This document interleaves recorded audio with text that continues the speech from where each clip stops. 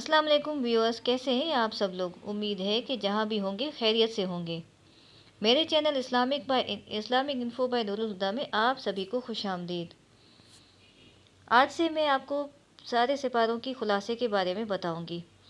ان پاروں کے خلاصے سننے کے بعد آپ کو اچھی طرح سے اندازہ ہو جائے گا کہ ان پاروں میں اللہ تعالیٰ نے، قرآن پاک کے پاروں میں اللہ تعالیٰ نے ہمیں کیا احکامات دیے ہوئے ہیں۔ تو یہ چھوٹی سی ویڈیوز 5-10 منٹ کی ویڈیو ہوگی جس میں ہر روز ایک پارے کا خلاصہ بتایا کروں گی۔ تو آغاز کرتے ہیں پہلے پارے کے خلاصے سے۔ پہلے پارے کا آغاز سورہ فاتحہ سے ہوتا ہے۔ اس سورہ کو ام الکتاب بھی کہا جاتا ہے۔ حدیث پاک کے مطابق سورہ فاتحہ میں اللہ تعالیٰ نے تمام امراض کی شفا رکھی ہے۔ سورہ فاتحہ کا آغاز بسم اللہ سے ہوتا ہے۔ بسم اللہ کی تلاوت کے ذریعے اس بات کا اظہار کیا جاتا ہے کہ ہم ہر کام کا آغاز اللہ کے نام کے ساتھ کرتے ہیں، جو نہایت مہربان اور بہت رحم فرمانے والا ہے۔ بسم اللہ کے بعد سورہ فاتحہ میں اللہ تعالیٰ کی حمد و ثنا کا بیان ہے کہ تمام تعریفیں اللہ رب العالمین کے لیے ہیں، جو کہ مہربان اور بہت زیادہ رحم فرمانے والا ہے۔ اس کے بعد اس بات کا تذکرہ بھی کیا گیا ہے کہ اللہ تعالیٰ یوم جزا کا مالک ہے۔ یوم جزا ایک ایسا دن ہے جس میں جزا اور سزا کا صحیح اور حقیقی فیصلہ ہوگا۔ ہر ظالم، کافر اور غاصب کو اپنے کیے کا جواب دینا پڑے گا۔ اس کے بعد سورہ فاتحہ میں اس عقیدے کا اظہار کیا گیا ہے کہ ہم تیری ہی عبادت کرنے والے اور تجھ ہی سے مدد مانگنے والے ہیں۔ اس کے بعد اللہ تعالیٰ سے سیدھے راستے کی طلب کی گئی ہے، جو کہ ان لوگوں کا راستہ ہے جن پر اللہ کا انعام ہو، اور ان لوگوں کا راستہ نہیں جو اللہ کے غضب کا نشانہ بنے یا گمراہ ہوئے۔ سورہ فاتحہ کے بعد سورہ بقرہ ہے۔ سورہ بقرہ کے آغاز میں 3 گروہوں کا ذکر کیا گیا ہے۔ ایک ایمان والوں کا گروہ، جن کا اللہ یوم حساب، قرآن اور سابقہ کتب پر ایمان ہے، اور جو نمازوں کو قائم کرنے والے اور زکوٰۃ ادا کرنے والے ہیں۔ دوسرا گروہ کافروں کا گروہ ہے، جو کسی بھی طور پر ایمان اور اسلام کے راستے کو اختیار کرنے پر تیار نہیں۔ تیسرا گروہ منافقین کا گروہ ہے، جو بظاہر تو ایمان کا دعوے دار ہے، لیکن ان کے دلوں میں کفر چھپا ہوا ہے۔ اس کے بعد اللہ تعالیٰ نے اس بات کا ذکر کیا ہے کہ جو لوگ رسول اللہ صلی اللہ علیہ وآلہ وسلم پر نازل ہونے والی کتاب کے بارے میں شک میں مبتلا ہیں، ان کو چاہیے کہ قرآن کی کسی سورت جیسی کوئی سورت لے کر آئیں۔ اگر وہ ایسا نہیں کر سکتے تو انہیں چاہیے کہ اس آگ سے ڈر جائیں جس کا ایندھن انسان اور پتھر ہیں۔ اس پارے میں اللہ تعالیٰ نے انسانوں کے جد امجد جناب آدم علیہ السلام کی پیدائش کا ذکر کیا ہے۔ آدم علیہ السلام کی پیدائش کا واقعہ ان تمام سوالوں کا جواب پیش کرتا ہے کہ انسان کی پیدائش کب، کیوں اور کیسے ہوئی۔ انسانوں کی تخلیق سے قبل زمین پر جنات آباد تھے، جنہوں نے زمین پر سرکشی اور بغاوت کی، جسے کچلنے کے لیے اللہ تعالیٰ نے فرشتوں کی ایک جماعت کو، کہ جس میں ابلیس بھی شامل تھا، روانہ کیا۔ ابلیس اگرچہ گروہ جنات سے تھا، لیکن مسلسل بندگی کی وجہ سے وہ فرشتوں کی جماعت میں شامل ہو گیا تھا۔ اس بغاوت کو کچلنے کے بعد ابلیس کے دل میں ایک خفیہ تکبر کی کیفیت پیدا ہو گئی، جس سے اللہ علیم القدیر پوری طرح آگاہ تھے۔ اللہ تعالیٰ نے اس موقع پر انسانوں کی تخلیق کا فیصلہ فرمایا اور فرشتوں سے مخاطب ہو کر کہا، میں زمین پر ایک خلیفہ پیدا کرنے والا ہوں۔ فرشتے اس سے قبل زمین پر جنات کی یورش دیکھ چکے تھے، چنانچہ انہوں نے کہا، اے اللہ، تو زمین پر اسے پیدا کرے گا جو خون بہائے گا اور فساد پھیلائے گا، جبکہ ہم تیری تعریف اور تقدیس میں مشغول رہتے ہیں۔ اللہ نے کہا، جو میں جانتا ہوں تم نہیں جانتے۔ اللہ نے آدم کو مٹی سے بنانے کے بعد ان کو علم کی دولت سے بہرہ ور فرمایا اور ان کو اشیاء کے ناموں سے آگاہ کر دیا۔ اس کے بعد فرشتوں اور آدم کو جمع کر کے بعض اشیاء کے ناموں کے بارے میں ان سے سوالات کیے۔ چونکہ فرشتے ان اشیاء سے بے خبر تھے، اس لیے انہوں نے اللہ کی پاکیزگی کا اعتراف اور اپنی عاجزی کا اظہار کیا۔ اللہ نے آدم کو ان اشیاء کا نام بتلانے کا حکم دیا تو انہوں نے ان اشیاء کے نام فوراً بتلا دیے۔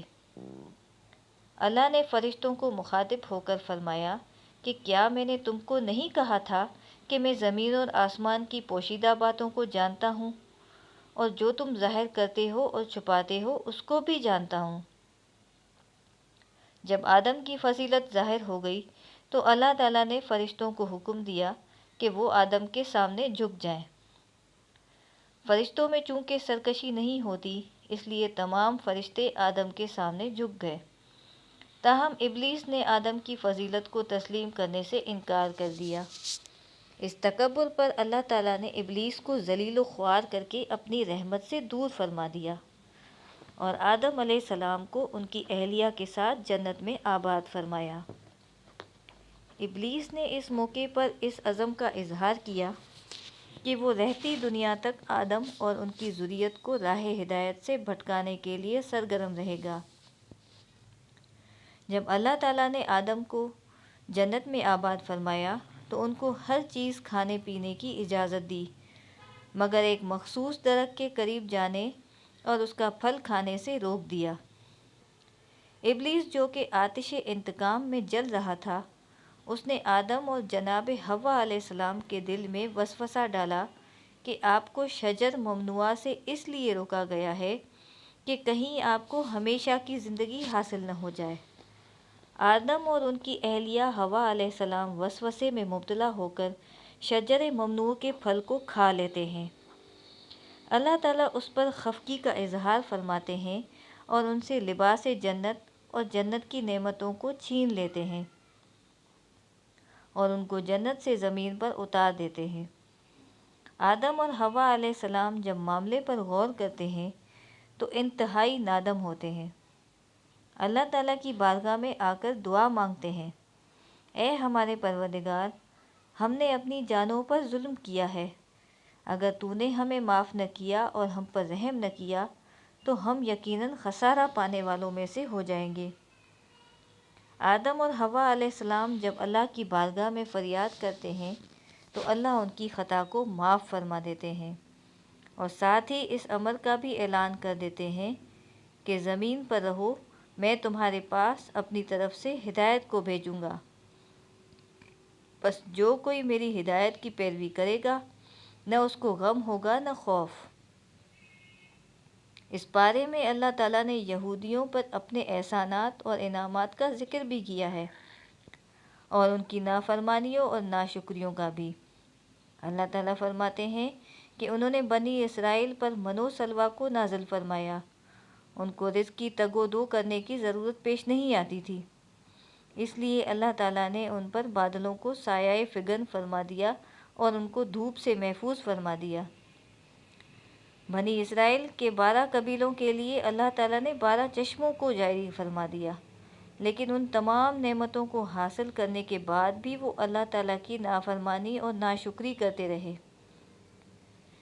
اس پارے میں اللہ تعالیٰ نے جناب ابراہیم علیہ السلام کے واقعے کا بھی ذکر کیا کہ انہوں نے اپنے بیٹے اسماعیل کے ہمراہ اللہ تعالیٰ کی بندگی کے لیے اللہ تعالیٰ کے گھر کو تعمیر فرمایا۔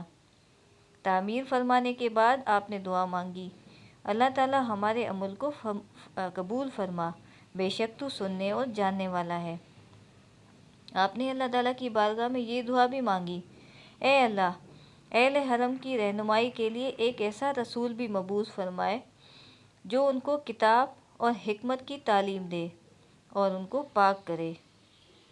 اللہ تعالیٰ نے جناب ابراہیم علیہ السلام کی دعا کو قبول فرما کر جناب رسول اللہ صلی اللہ علیہ وآلہ وسلم کو مبعوث فرمایا جو ان کو کتاب اور حکمت کی تعلیم دیا کرتا تھا۔ دعا ہے کہ اللہ تعالیٰ ہمیں پہلے پارے کے مضامین کو سمجھنے اور ان پر عمل پیرا ہونے کی توفیق فرما دے، آمین ثم آمین۔ رسول اللہ صلی اللہ علیہ وآلہ وسلم نے فرمایا کہ جو شخص سورہ بقرہ کی تلاوت کو اپنی زندگی میں شامل کر دے گا وہ شیطان سے دور رہے گا۔ اللہ تعالی ہمیں عمل کرنے کی توفیق عطا فرمائے، آمین ثم آمین۔ ویڈیو اگر پسند آئی ہو تو لائک اور شیئر کر دیں، چینل کو سبسکرائب کرنا نہ بھولیے۔ اللہ حافظ۔